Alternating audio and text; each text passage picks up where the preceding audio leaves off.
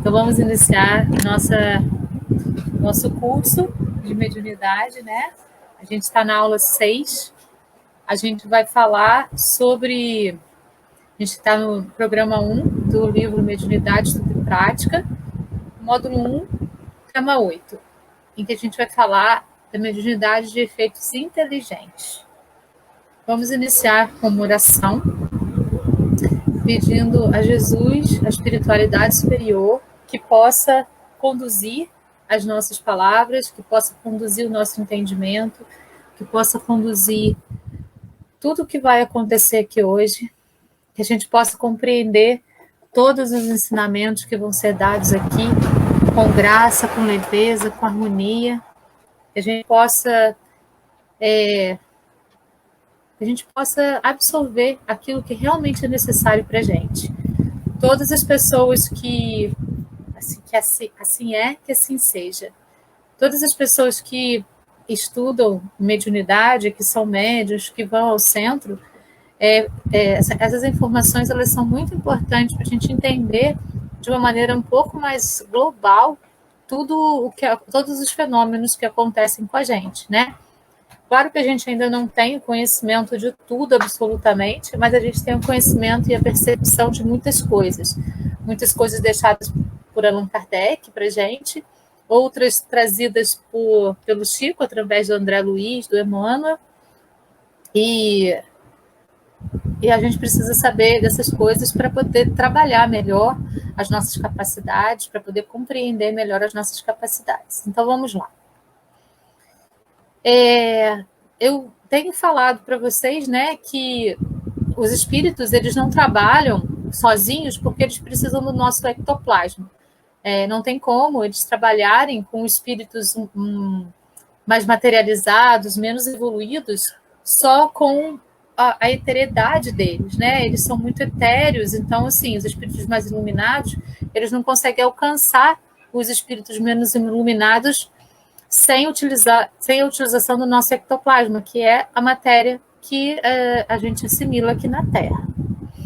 Então, para as materializações parciais e densificações, os espíritos juntam-se em vasilhames apropriados, o ectoplasma do médium, os fluidos que obtém dos demais médiuns que participam do trabalho mediúnico, os fluidos espirituais e os fluidos da natureza, e prepara o ectoplasma elaborado. Então, tudo isso vai juntar para poder fazer com que isso ocorra. Então, voltando aqui para essa explicação sobre o ectoplasma, né, é isso aí, né? Os fluidos da natureza, os fluidos dos espíritos, os fluidos dos médiuns, e tudo isso condensado vai gerar um ectoplasma mais elaborado. Então, a gente tem os fenômenos mediúnicos, os fenômenos espíritas. Os mediúnicos, que são os físicos, que nós estudamos no encontro passado, e os intelectuais ou inteligentes, que nós vamos estudar hoje. Os anímicos, que vão mexer com objetos e com a subjetividade que nós já estudamos, né, em encontros anteriores. Então, hoje a gente vai ficar com esses aí, intelectuais ou inteligentes. Então, vamos lá. A mediunidade de efeitos inteligentes ou intelectuais exige maior elaboração da mente por parte do médium, que age como um intérprete das ideias transmitidas pelos espíritos, como consta em O Livro dos Médiuns. Lá no Livro dos Médiuns, Kardec fala com a gente. O espírito do médium é o intérprete, porque está ligado ao corpo que serve para falar e por ser necessária uma cadeia entre vós e os espíritos que se comunicam, como é preciso um fio elétrico para transmitir uma notícia a grande distância, desde que haja na extremidade do fio uma pessoa inteligente que receba e transmita, que a receba e transmita. Então, para poder fazer com que as nossas capacidades mediúnicas sejam colocadas, né, à disposição de nós mesmos e das pessoas que estão ao nosso redor, a gente precisa trabalhar isso, precisa se aprimorar para poder compreender as mensagens que estão sendo passadas para a gente, porque nós somos intérpretes, seja na visão, seja na audição, seja no olfato, seja em qualquer tipo de mediunidade, seja na psicografia, a gente vai interpretar. O Espírito disse para a gente, o médium vai interpretar essa mensagem que veio do Espírito. Então, por isso, a gente precisa estar bem equilibrado. Por isso, a gente vai ver mais para frente, por exemplo, né, quando a gente for trabalhar na mesa mediúnica, ou aqueles que já trabalham, é interessante que não se coma alimentos muito pesados, que não se beba bebidas alcoólicas no dia em que a gente vai para a mesa mediúnica. Porque quanto mais leve a gente estiver, mais a nossa mente vai estar aberta para poder interpretar melhor as mensagens que vão ser passadas para a gente, seja por qualquer via da nossa mediunidade. Então, a gente precisa estar preparado, a gente precisa se preparar, é um trabalho, né? E a gente precisa se preparar para esse trabalho. Caso o médium não possua boas condições morais, nem bom preparo doutrinário, espírita poderá interferir na mensagem, invalidando-a. Então, também está lá, né, no livro do Allan Kardec. Se não houver afinidade entre eles, o espírito do médium pode alterar as respostas e assimilá-las às suas próprias ideias e inclinações, porém, não exerce influência sobre os espíritos comunicantes, autores das respostas. É apenas um mau intérprete. Isso aconteceu recentemente, né? Uma pessoa disse para mim que tinha recebido uma mensagem e essa pessoa não estuda, não se aprofunda, é um médium que tem muitas capacidades, mas que não gosta do estudo, que vai se esquivando do estudo. Então, ele utiliza as capacidades dele de maneira equivocada, não por maldade, mas porque ele não se aprofunda no estudo, então ele não consegue interpretar da maneira correta, né? Ele tem uma audição perfeita, ele fala através dos espíritos também, transmitindo na mesa mediúnica, né? Ele consegue fazer isso, mas fora de lá, e assim, quando a gente está bem engatinhando no processo, eu sempre falo para as pessoas que não trabalhem mediunidade fora do centro espírita. É muito prematuro fazer isso enquanto a gente não tem um preparo bem grande para que isso aconteça. Então, o trabalho da mediunidade tem que ser dentro do centro espírita, para que ele possa ser acompanhado pelos mentores e pelo administrador da mesa, certo? Mas essa pessoa trabalha em qualquer lugar, né? Acha que, como ele tem uma mediunidade muito expandida e muito clara, ele acha que ele pode fazer sem estudo. E ele traz mensagens que muitas vezes são equivocadas, de espíritos que se disfarçam como outros e dizem para eles coisas, e ele não sabe discernir se realmente é o espírito que está aparecendo para ele ou se é outro que está fingindo ser, porque lembra, gente, o perispírito é plástico, ele pode tomar a forma que ele quiser, e tem alguns espíritos brincalhões, alguns espíritos que têm uma maldade maior, eles fazem isso, eles se vestem como se fosse aquela pessoa que você gostaria de ouvir, ou que alguém que está perto de você gostaria de ouvir, e fala para você coisas que muitas vezes não tem nada a ver. Aí, pela mensagem, pela maneira de falar, quando você está atento, você vai descobrir que não era. Né? Isso aconteceu recentemente e eu pude ter essa inspiração de que não era, né, a pessoa desencarnada e falar para ele, cuidado, porque você está trabalhando fora do centro, não está recebendo mensagens de espíritos que estão brincando com você, porque essa pessoa não era a que você pensava. Então, se a gente não tem doutrina para estudar, se a gente não tem empenho para estudar, os espíritos brincalhões, os espíritos mais maldosos podem brincar com a nossa mediunidade. Por isso que é importante a gente estar sempre amparado pelo centro espírita.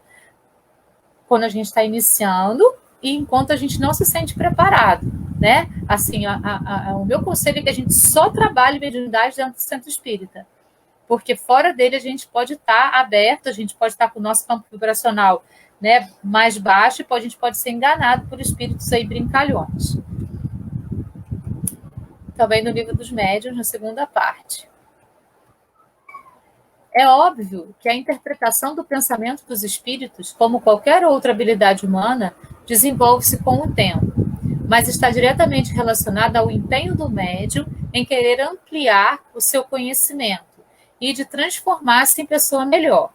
Os espíritos sérios procuram, então, os médiuns mais confiáveis, os que lhes oferecem as condições encontradas no bom intérprete. Reparem, eles vão procurar os médiuns que efetivamente estudam, se aprimoram. Às vezes, aquele médium que estuda, se aprimora, não tem as capacidades tão expandidas quanto aquele que já acha que está preparado sem estudar, certo? Mas vão ser esses aí que têm até aquela mediunidade menos aflorada, porque nem necessita daquela expansão toda, mas é mais sério, mais confiável, é esses que os espíritos mais evoluídos vão procurar. Compreendem?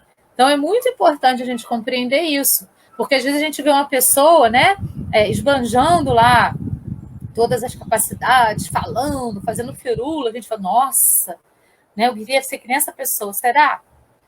Ou será que ele está só esbanjando mesmo coisas que ele nem sabe direito como lidar com, né? Então, esclarece os orientadores espirituais, lá no livro dos médiuns de novo. Procuram um intérprete que mais simpatize com eles e que exprima com mais exatidão os seus pensamentos. Para que isso ocorra, como que a gente tem que estar? O nosso campo vibracional elevado, ou seja, em constante oração, né? A gente tem que estar com o nosso campo expandido, para que esses espíritos aí do bem, né? Esses espíritos mais iluminados, esses espíritos mais que sabem, que querem passar mensagens importantes para a gente, possam perceber essa expansão da nossa luz e vir até a gente para poder passar as mensagens. Não havendo simpatia entre eles, o espírito do médium é um antagonista que oferece certa resistência, tornando-se um intérprete de má qualidade e muitas vezes infiel. Então é necessário que a gente pense nisso, né? A gente precisa estar preparado. E como que a gente se prepara? A gente se prepara a partir de estudo e aprofundamento no centro espírita. É o que acontece entre vós, quando a opinião de um sábio é transmitida por um homem estouvado ou alguém de má fé, né? Então, acontece entre nós também. Alguém passa uma mensagem e uma pessoa de má índole vai lá, passa aquela mensagem para o outro toda distorcida. É exatamente assim. Essa distorção é que é o problema, né? Muitas vezes, na psicografia, por exemplo, você trocar uma palavra por outra de mesmo sentido não vai alterar muito o sentido da psicografia. Mas a palavra por outra que altere o sentido aí já não pode, certo? Essa é a questão. Então, vamos relembrar os corpos espirituais que lá nos domínios da mediunidade o André Luiz mostrou para o Chico e que o Chico passou para a gente. A gente tem, segundo André Luiz, 5 corpos espirituais. O corpo físico e o duplo etérico. O duplo etérico, ele liga o corpo físico ao corpo perispiritual, certo? Então, o que a gente tem quando a gente encarna na Terra? Lá no ventre da nossa mãe, vai sendo formado o nosso corpo físico juntamente ao duplo etérico.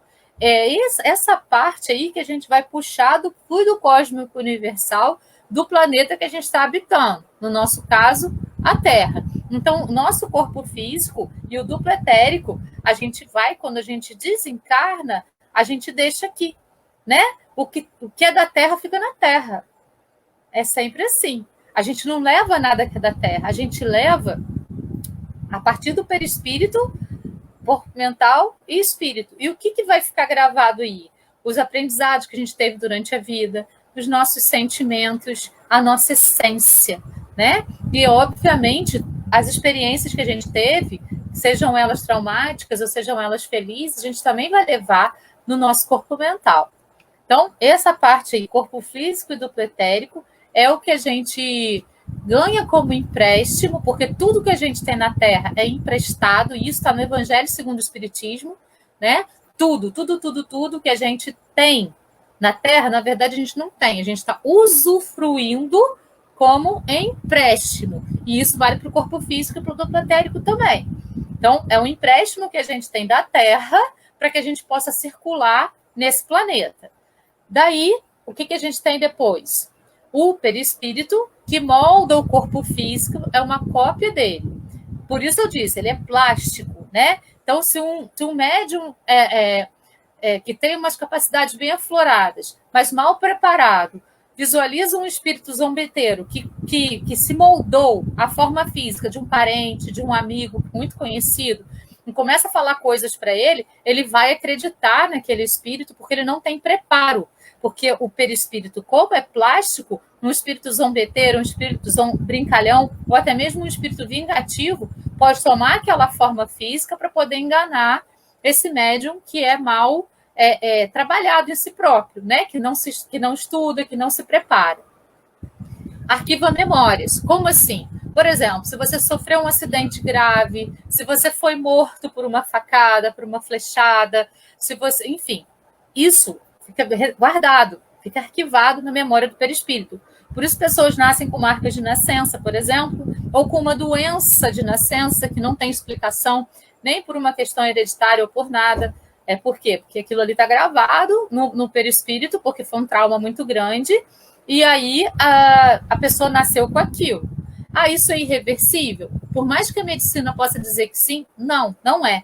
Porque tudo a gente pode trabalhar durante a nossa vida. A gente pode ir melhorando até mesmo o nosso corpo físico, mesmo que ele tenha nascido com problemas, tá?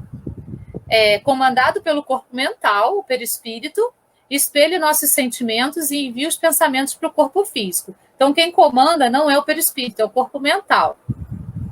O perispírito é curado nas cirurgias espirituais. Então, quando é feita cirurgia espiritual no centro espírita, por exemplo, primeiro, o médium, que é curador, né? Ou nas terapias integrativas que são feitas, o que vai ser curado vai ser o perispírito. Por isso que a gente fala, a gente vai curar a causa do problema, né? Para ir curando a causa, isso vai ser transmitido para o nosso duplo etérico e para o corpo físico. Então, aquela doença vai tendo melhoras progressivas até ficar curada totalmente. Não tem as limitações do corpo físico. Então, assim, quando a gente dorme, por exemplo, o que fica na cama, nosso corpo físico, duplo etérico. Do perispírito para lá, a gente vai viajar, né? A gente vai trabalhar no mundo espiritual, a gente vai estudar no mundo espiritual, a gente vai fazer trabalhos múltiplos no umbral, na Terra, em vários lugares, a gente vai viajar. A gente vai visitar pessoas, né? Lembrando que o nosso ectoplasma nos trabalhos é o que a espiritualidade superior precisa para poder fazer esses trabalhos, no umbral, na própria Terra, né? E a gente vai passear por lugares, às vezes, né? Ou fazer um curso. A gente tem curso que a gente faz nas colônias, ou em outros planetas também, dependendo do nosso nível de evolução espiritual. Então, ele não fica preso, arraigado ao corpo físico, é o duplo etérico, assim, de uma maneira conjunta. Ele fica ligado pelo cordão de prata, mas esse cordão, né, ele é plástico também. Ele vai para múltiplos lugares, porque o tempo e o espaço, na verdade, é uma limitação humana, né? Do perispírito para frente, a gente não tem mais essa limitação. Sendo moldado pela mente, pode conservar memórias de vidas passadas, acidentes, uma queda. Então, tudo isso aí está no perispírito. Segundo o livro Nos Domínios da Mediunidade, enviado por André Luiz. O corpo mental liga o perispírito ao espírito, certo? Então, assim como o duplo etérico liga o corpo físico ao perispírito, a gente tem o corpo mental, segundo André Luiz, que liga o nosso perispírito ao espírito. Então, o nosso perispírito não é ligado diretamente ao nosso espírito, que é a nossa essência mais profunda. Reparem que o corpo mental e o espírito não tem nem forma aí na imagem, né? Aqui é produzido o pensamento. Então, é lá no corpo mental, não no perispírito, que é produzido o pensamento. Lá no corpo mental também é a sede da nossa consciência. Por isso que eu sempre fico repetindo isso, né? Que nós precisamos buscar consciência sempre. Consciência. Porque olha onde a gente vai quando a gente busca consciência. Lá no nosso corpo mental. Sede da nossa consciência está ligado ao campo coronário, e comanda o perispírito. Por que eu estou falando isso tudo? Né? O que isso tem a ver com mediunidade de efeito inteligente? Exatamente por essa parte aí, ó. Está ligado ao campo coronário e comanda o perispírito. Se está ligado ao campo coronário, está ligado aqui ao nosso chakra, né? Que está no topo da nossa cabeça e que vai se ligar à glândula pineal e que vai se ligar à epífise e também ao chakra do terceiro olho. Essa ligação desses dois chakras superiores é que vai fazer com que a gente tenha comunicação com o mundo espiritual. Eu estou dando um curso sobre chakras também, né? Quem quiser se aprofundar nisso, lá no meu canal, Reforma Íntima com Valéria Maivorme-Vol, tem desde a aula 1 até a 8 que a gente vai fazer essa semana. Essa semana a gente vai falar sobre esse chakra, o coronário, nesse curso que a gente está também trabalhando. Então, assim, é muito importante a gente saber sobre o equilíbrio dos chakras para a gente poder estar inteiro, né? Inteiro na Terra e trabalhar as nossas capacidades e a nossa saúde de modo integral também. Mas hoje a gente vai falar só sobre esses dois aí que são os superiores. Então, esse é o nosso corpo físico, de acordo com o André Luiz. Então, aí a gente vai ter a comunicação com os espíritos, né? Então, nesse lado de cá, a gente tem o médium, esse lado aqui. Então, e desse lado de cá, a gente tem o espírito comunicante. Então, o espírito do médium e o espírito do comunicante.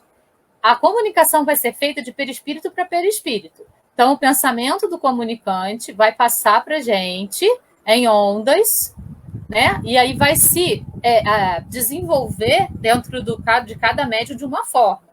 Nos em forma de intuição, noutros em forma de voz, né? Aqueles que ouvem, noutros em forma de visualizações, então de alguma forma vai aparecer, outros em forma de psicografia, tá? Então, aí o perispírito capta o pensamento do perispírito do comunicante, isso vai passar para o nosso cérebro físico e vai se transformar numa ação, né? Então, a gente precisa ficar muito atento a essa ação. Eu vou passar para as pessoas um pensamento realmente de um espírito evoluído? Esse espírito realmente me passou uma informação importante? Como que eu vou saber isso? Como eu estou hoje? Eu estou com raiva? Eu estou estressado? Então não pode ser um espírito evoluído, porque a gente não alcança as ondas desse espírito estando nessa vibração. Agora, eu estou calmo, eu estou fazendo oração, eu estou num campo vibracional bacana, aí sim eu posso captar as energias de espíritos mais evoluídos e os pensamentos desses espíritos também, se eles quiserem se comunicar com a gente. Lembrando que os espíritos mais evoluídos vão procurar aqueles médiuns que são estudantes, aqueles médiuns que estão em constante oração. Eles não vão procurar os que têm as capacidades mais, né, afloradas. Eles vão procurar um médium que é mais consciente, que está mais em contato com o seu corpo mental, com o que há de mais profundo em si mesmo.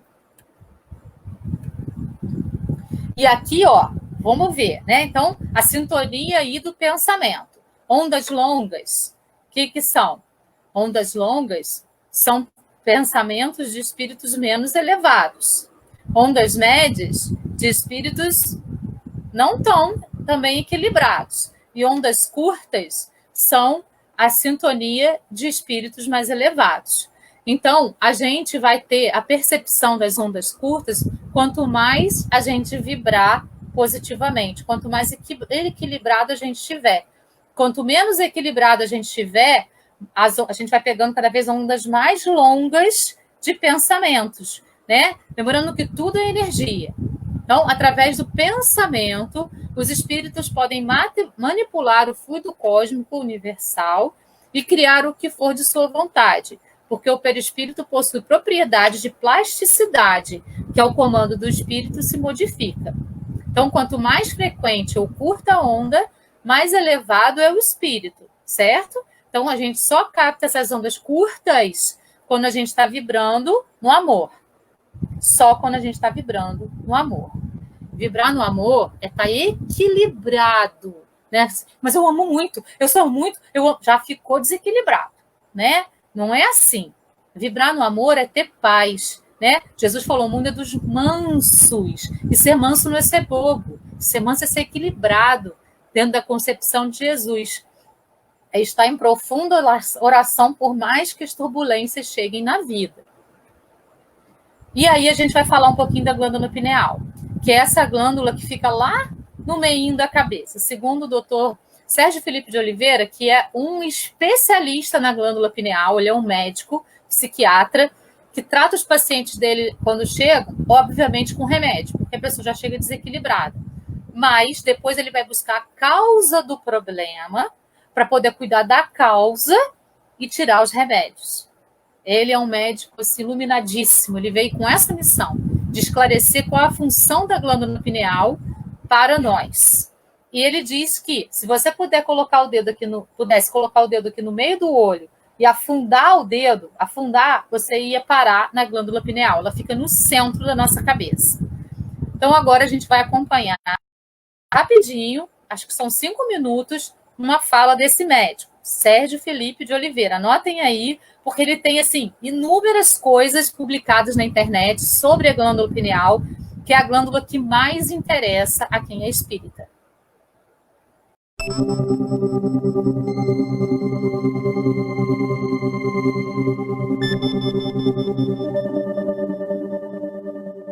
Olá, amigos da Rede Mundo Maior. Começa agora o programa Ciência e Espiritualidade e vamos falar sobre a glândula pineal.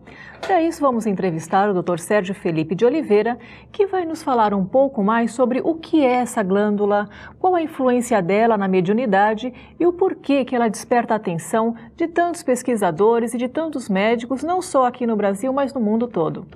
Vamos à entrevista.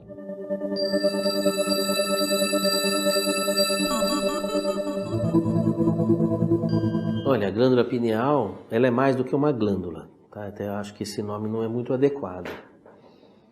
Porque a glândula pineal, ela é também um órgão sensorial. Então, ela é glândula porque ela produz um hormônio, que é a melatonina. Mas ela é um órgão sensorial porque ela transforma o magnetismo em neuroquímica, tá? Por exemplo, nem toda imagem que você capta pelos olhos, nem toda luz que você capta pelos olhos vai formar imagem.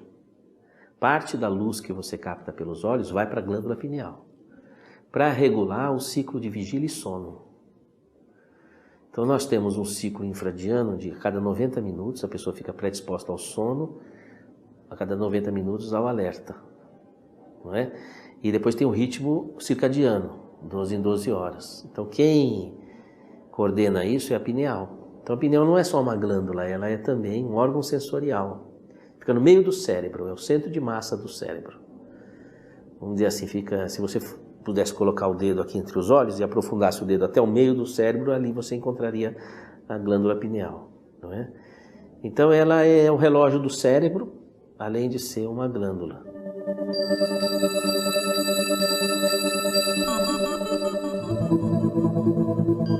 Então, no corpo, a glândula pineal ela tem várias funções. A função endócrina da glândula pineal é desbloquear na puberdade o funcionamento das glândulas sexuais para que elas produzam hormônios e a pessoa se torne fértil.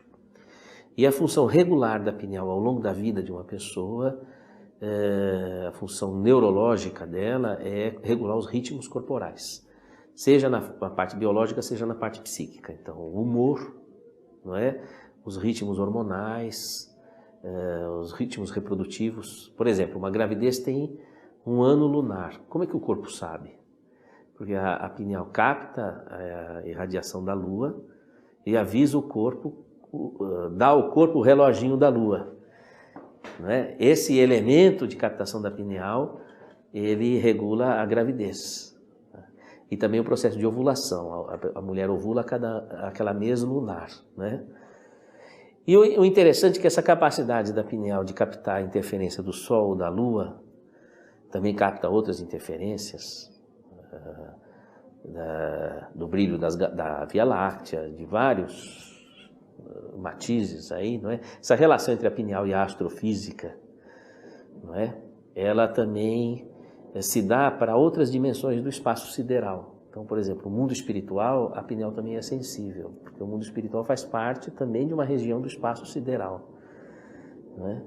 Então, aí você tem a coerência do funcionamento dela. Ela é sensível à Lua, é sensível ao Sol, é sensível às emanações da Via Láctea e é sensível a outras dimensões do espaço sideral, a emanações de outras dimensões do espaço sideral. Aí o fenômeno mediúnico, que é um fenômeno astrofísico.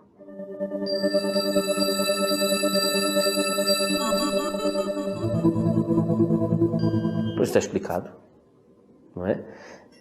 Veja, a pineal é o único órgão do corpo que se relaciona com a dimensão espaço-tempo, que é a quarta dimensão. Não tem nenhum outro órgão que se relaciona. E a dimensão espiritual começa a partir da dimensão espaço-tempo.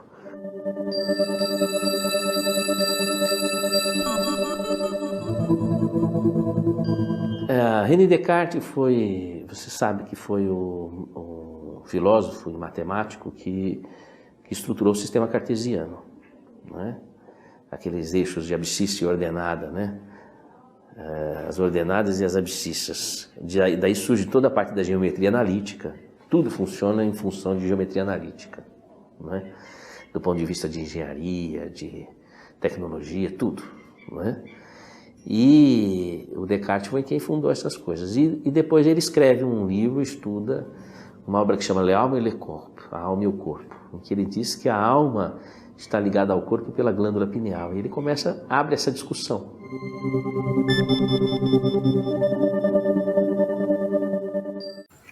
Então é isso, né? A glândula pineal é essa glândula que vai trabalhar toda a integração nossa com o mundo espiritual, com o mundo que está além, né? É essa glândula que vai fazer com que a mediunidade ocorra e a mediunidade de efeitos inteligentes, né? Então essa volta toda para chegar nisso, a mediunidade de efeitos inteligentes vai trabalhar, vai acontecer no ser humano através da glândula pineal, de um órgão físico nosso, mas que capta toda a energia do universo. Se ela está ligada à Lua, e aí as pessoas falam, a Lua não tem nada a ver com o ser humano. Ele acabou de falar, ele é médico, né? Acabou de falar, regula a questão da própria ovulação da mulher. Está ligada ao Sol. O que a gente capta do Sol? Né? Está ligada, enfim, está ligada ao universo como um todo. É a partir dessa glândula que a gente tem essa ligação com o mundo fora. Certo? Para trazer essas informações do mundo lá, né? Que na verdade está muito dentro também, né? Mas assim, com os espíritos, com as dimensões superiores, né? Com outros planetas, com a colônia. Como que a gente vai até a colônia, né? Através aí do perispírito, por conta dessa ligação que a glândula pineal o perispírito é ligado ao corpo físico. Se não tivesse uma ligação, como é que o perispírito poderia sair para poder fazer essas viagens? É através dessa glândula.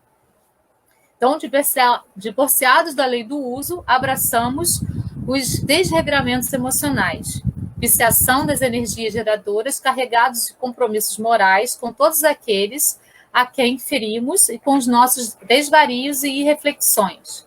Do menosprezo a esse potencial sagrado decorrem os dolorosos fenômenos da hereditariedade fisiológica, que deveriam constituir, invariavelmente, um quadro de aquisições abençoadas e puras. A perversão do nosso plano mental consiste em qualquer sentido da evolução, determinada a perversão de nosso psiquismo inconsciente, encarregado da execução dos desejos e ordenações mais íntimas, na esfera das operações automáticas. A vontade desequilibrada desregula o foco de nossas possibilidades criadoras. Isso está lá em Missionários da Luz, de André Luiz, falando sobre essas características da glândula pineal quando a gente está desequilibrado, né? Então, a gente precisa se equilibrar para que essas capacidades possam também se equilibrar em nós. Eu fiz um gráficozinho aqui para explicar para vocês como que é a passagem, né, de toda essa questão do espírito para o corpo mental. Então, vamos lá. O espírito, que é nossa parte mais etérea e sem forma, ela se comunica com o corpo mental, que também não tem forma. E o corpo mental, então, se comunica com o perispírito através dos chakras. coronário e frontal, certo? Nessa passagem aí, do chakra frontal para o cérebro, é que vão entrar as interferências. Interferências positivas ou negativas, dependendo do nosso estado vibracional, do nosso estado energético. É aqui, nessa passagem aqui do chakra frontal para o cérebro, é que vão acontecer as interferências, certo? É aqui que vai acontecer, então, a mediunidade. Tá vendo que aqui tem a ver com a glândula pineal? E essa passagem para o cérebro, a pineal está aqui, olha, toda essa questão, chakra frontal, coronário, cérebro. É aí que a mediunidade vai aflorar. E vai depender da nossa vibração, a gente captar energias positivas ou menos positivas, ou até mesmo negativas. E tudo que é passado para o nosso cérebro vai ser registrado nas nossas células. Isso está lá em Evolução em Dois Mundos, do André Luiz. Cada pessoa possui uma assinatura energética compatível com aquilo que pensa, sente e acredita. Por meio desse campo elétrico, os seres humanos se atraem ou se repelem e se influenciam mutuamente a nível psíquico, emocional e espiritual. E quando a gente fala os seres humanos, são os encarnados e os desencarnados, que ainda estão aqui nessa esfera terrestre, certo? Nós, então, temos uma assinatura energética e ela é compatível com aquilo que a gente pensa.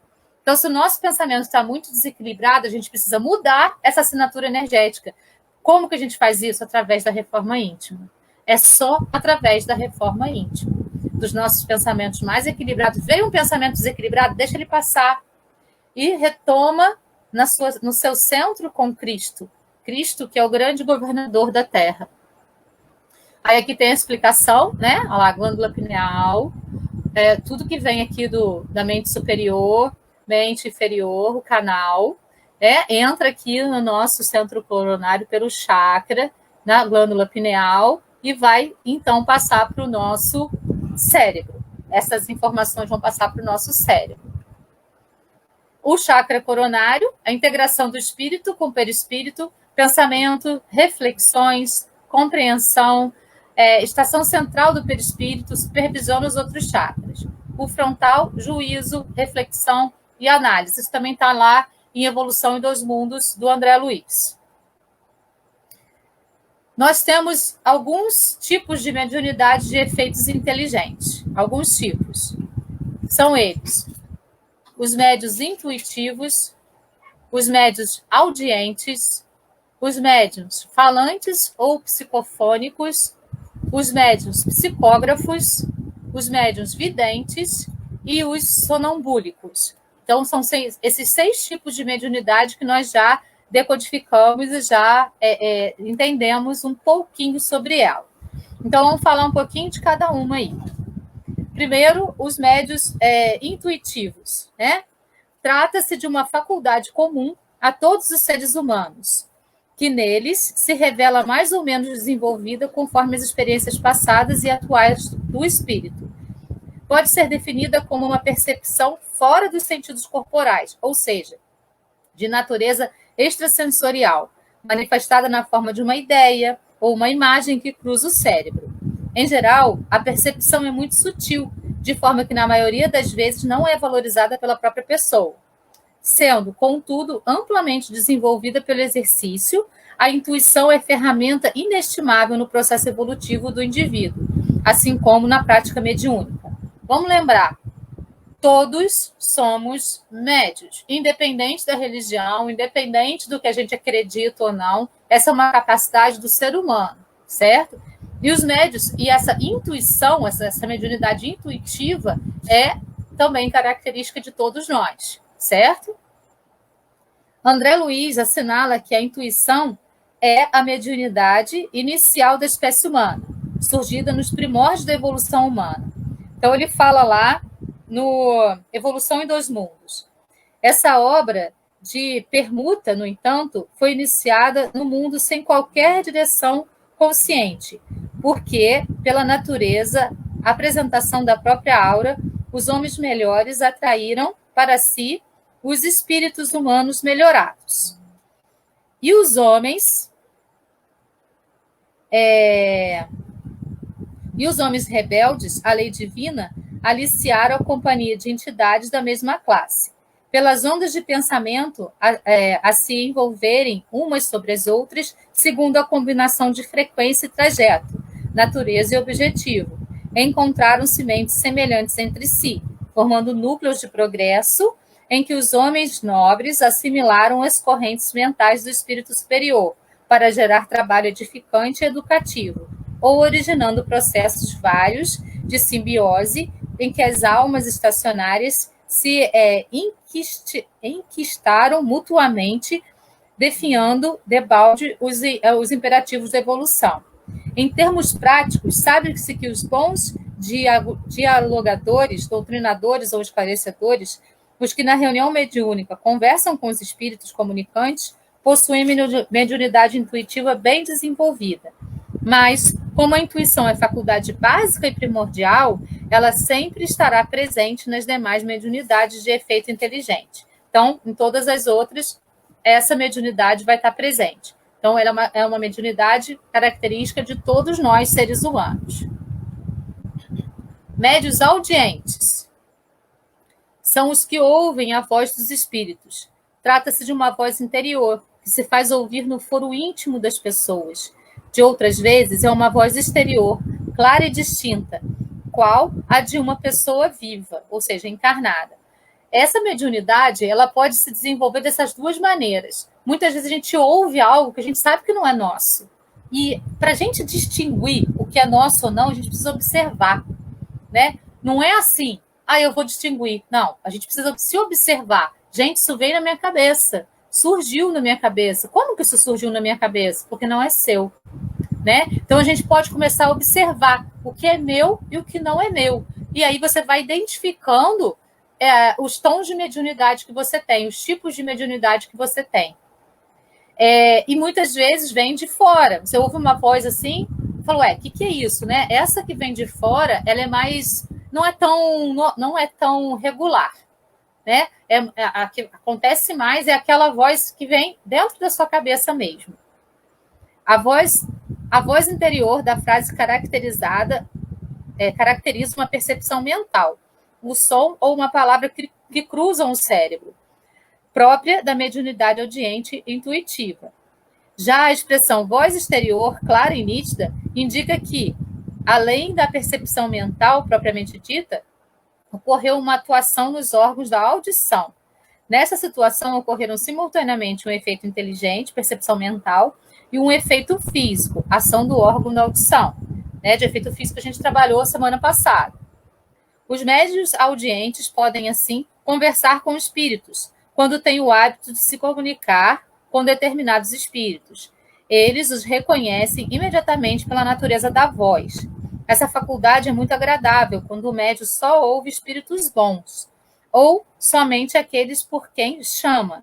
Entretanto, o quadro muda por completo quando um espírito mau se agrega a ele, fazendo-lhe ouvir a cada minuto as coisas mais desagradáveis, e não raro, mais inconvenientes. É aí que entra a obsessão, né? Quando a gente não está desequilibrado e a gente é um médium audiente, você fica ouvindo coisas o tempo todo. Por exemplo, você está dirigindo o carro, você vai bater com o carro. Vai acontecer um acidente. Ali na frente vai ter um negócio que vai furar o pneu, o seu carro vai capotar. Eles ficam falando, né? Porque você está com o teu campo vibracional baixo. E o que você vai ouvir? Espíritos que estão comungando com o seu campo vibracional. Agora, se você está com o teu campo vibracional alto, focado na oração, o que você vai ouvir? Viaje tranquilo, meu filho, porque a viagem vai dar tudo certo com ela. Acabou. Os espíritos evoluídos não ficam repetindo coisas na sua cabeça. Eles falam e pronto. Os espíritos obsessores, eles ficam repetindo, como uma chatice na sua cabeça. É assim que eles fazem. O próximo é a psicofonia, né? Os médiuns falantes. O espírito comunicante atua sobre os órgãos da palavra, como atua sobre a mão dos médiuns escreventes. É uma faculdade muito útil na comunicação de espíritos necessitados de auxílio, porque além de visualizar o atendimento direto por meio do diálogo fraterno e esclarecedor, é possível envolver o sofredor em vibrações harmônicas do passe e da prece. Da mesma forma que os médiuns audientes, os psicógrafos podem captar as ideias dos espíritos comunicantes intuitivamente. Então, assim, muitas vezes não se ouve uma voz, pode vir dentro da sua cabeça aquela voz interna, certo? E aí você fala, né? Na mesa mediúnica isso acontece direto. A gente fala aquilo que vem, porque o espírito está pedindo ali. Né? Por isso que a gente tem que desenvolver mediunidade no centro, para a gente ter certeza do que está acontecendo. Nessa situação, o transe mediúnico é leve e superficial. A comunicação é mais direta, pois o médium não se deixa envolver tanto pelas vibrações desarmônicas do sofredor, auxiliando-o como faria, por exemplo, uma enfermeira junto ao enfermo. Os médiuns psicofônicos intuitivos são numerosos e predominam nas reuniões mediúnicas espíritas, porque eles vão, através deles que as comunicações vão ser feitas, né? Mas como eu falei já desde o início do curso, nenhum médium é mais importante do que o outro numa mesa mediúnica.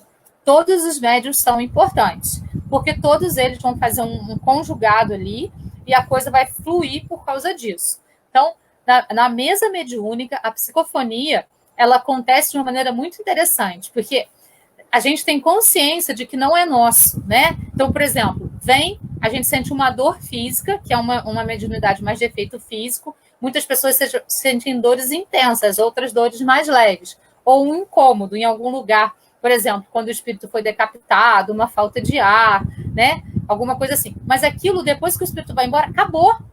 Passa. Né? Ele fala, eu estou sentindo isso, estou sentindo aquilo, estou sentindo aquele outro.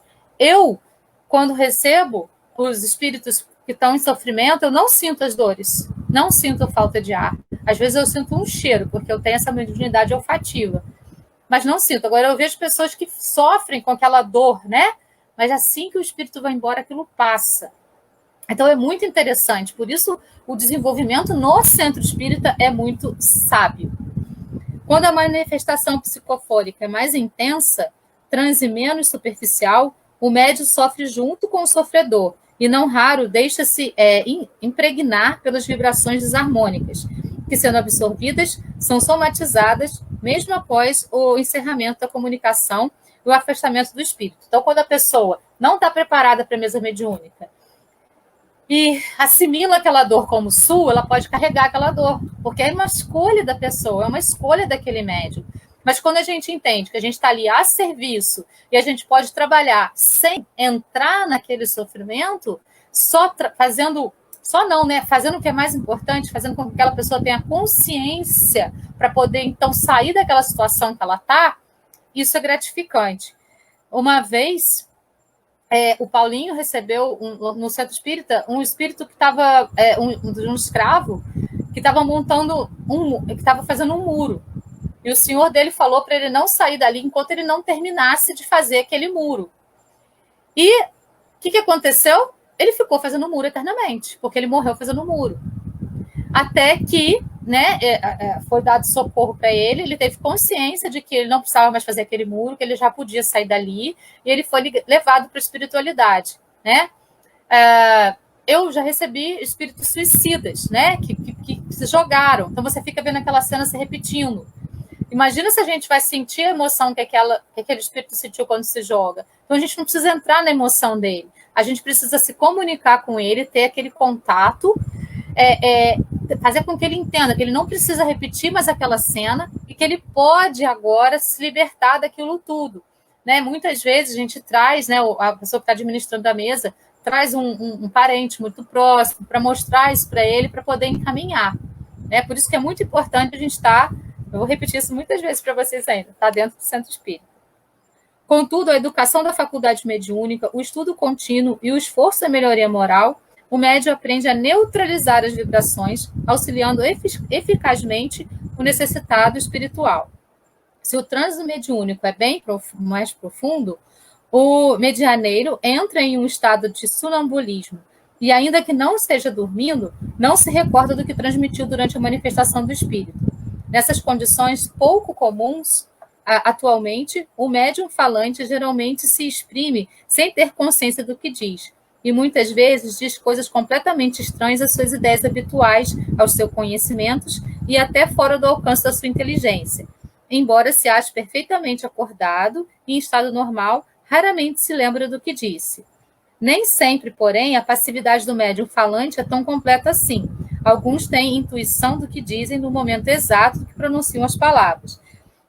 Isso está lá no Livro dos Médiuns, na segunda parte. Então, assim, é mais comum ter a percepção e ouvir o que o espírito está falando junto. Mas chega no final da mesa mediúnica, a gente esquece muita coisa, porque não precisa ficar gravado na nossa mente tudo o que foi falado, né? Mas é bom a gente fazer um apanhado com todo mundo do que aconteceu, porque você tem consciência maior ainda do que realmente aconteceu com você. Então, por exemplo, você recebeu um espírito de suicida, e o outro falou, nossa, eu senti tal sensação desse espírito, o outro fala, nossa, eu senti o porquê que ele foi fazer isso, nossa, cada um vai ter sentido alguma coisa relacionada àquele espírito que você recebeu. Então, você tem mais convicção de que aquilo foi realmente verdade, né? Porque às vezes a gente fica na dúvida, pô, será que foi isso mesmo? Será que eu inventei? Mas aí, quando a gente faz um apanhado geral no final da reunião e cada um vai falando uma coisa, a gente tem a certeza de que aquilo realmente aconteceu. E é muito bonito isso. Psicografia, né? Os médiuns psicógrafos. São pessoas que transmitem pela escrita mensagens dos espíritos. Em O Livro dos Médiuns, no capítulo 13, o codificador classifica a mediunidade da psicografia em 2 tipos. A indireta, quando o espírito utiliza um instrumento que não seja a mão do médium. Nessa situação, trata-se de uma mediunidade de efeito físico. E a psicografia direta ou manual, quando o espírito utiliza a mão do médium. Allan Kardec pondera também que de todos os meios de comunicação, a escrita manual é o mais simples, o mais cômodo e, sobretudo, mais completo. Pela facilidade com que podem exprimir-se, os espíritos nos revelam seus mais íntimos pensamentos e nos facultam apreciá-los de um justo valor. Além disso, entre as faculdades mediúnicas, a de escrever é a mais suscetível de ser desenvolvida pelo exercício. Então, a faculdade mediúnica ela pode ser por médios mecânicos que só escrevem, né? O mecânico ele não recebe aquilo no cérebro dele, ele não passa pelo pensamento dele, ele só escreve. Os semimecânicos, que tem um isolamento parcial do cérebro, algumas coisas ele escuta o médium falar, outras ele não escuta, mas ele vai escrevendo. E o intuitivo, que passa pelo cérebro. Quando eu psicografo, passa pela minha cabeça, né? Então, vem na minha cabeça e eu vou escrevendo, né? Essa é mais intuitiva. O Chico tinha uma psicografia mais mecânica, o Chico Xavier, né? Ele ia escrevendo, muitas vezes nem passava pelo cérebro dele. Outro tipo são os médiuns videntes. E aqui tem a imagem dos 3 pastorinhos que encontraram Nossa Senhora de Fátima. Cada um deles tinha um tipo de mediunidade, né? O menino, eu acho que ele ouvia, a menina mais nova via, e a menina mais velha via e ouvia. Ela tinha as 2 capacidades. Então, foi comprovado que foi verdade, porque um ouvia e o outro via, e a outra via e ouvia. Então, os 3 fizeram uma conjugação, e aí se concretizou realmente essa visão de Nossa Senhora de Fátima. Quando eu falei no início que essa questão da mediunidade não tem a ver com religião, é exatamente isso, né? Então, muitos fenômenos mediúnicos não são chamados assim pela Igreja Católica, mas são assim.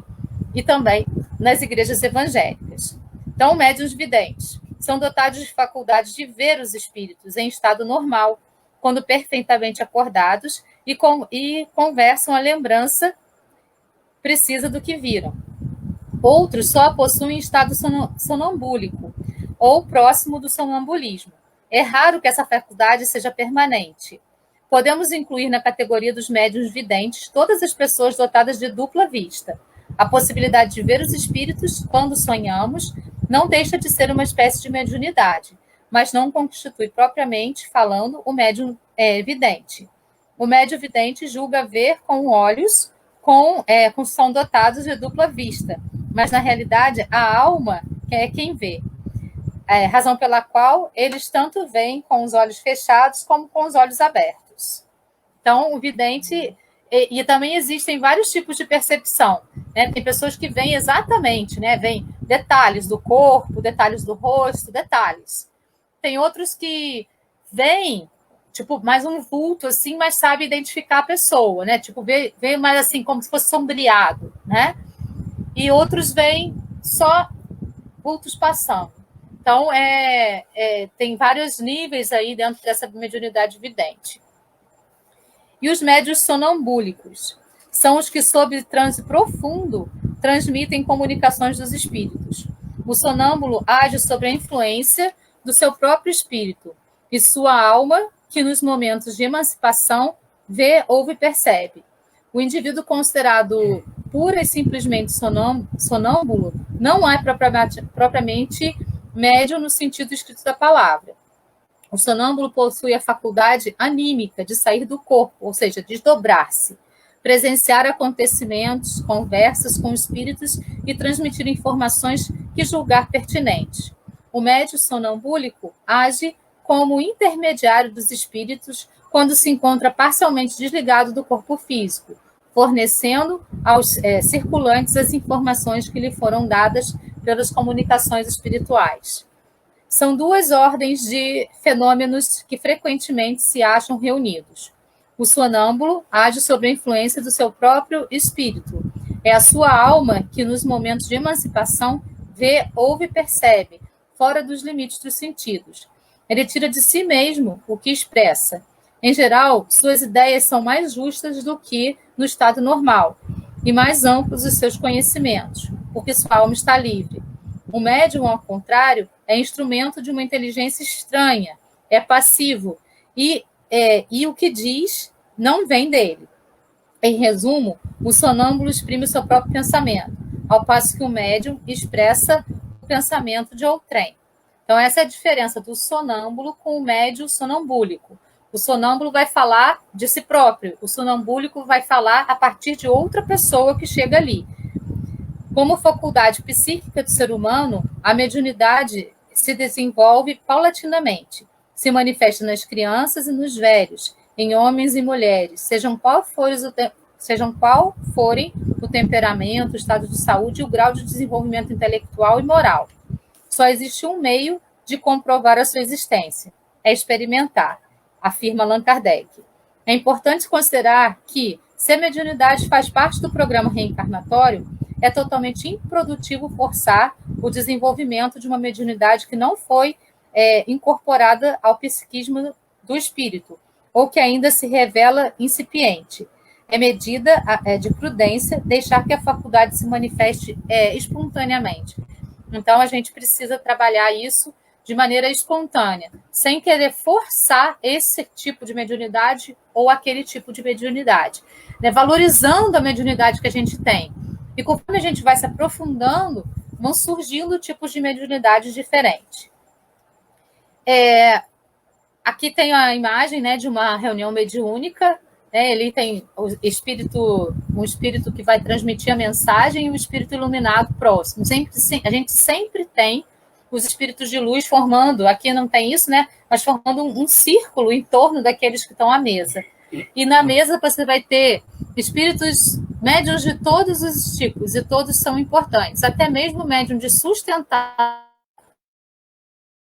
vai ser importante na mesa mediúnica, porque é ele que vai dar aquela energia que vai ficar circulando ali na mesa mediúnica.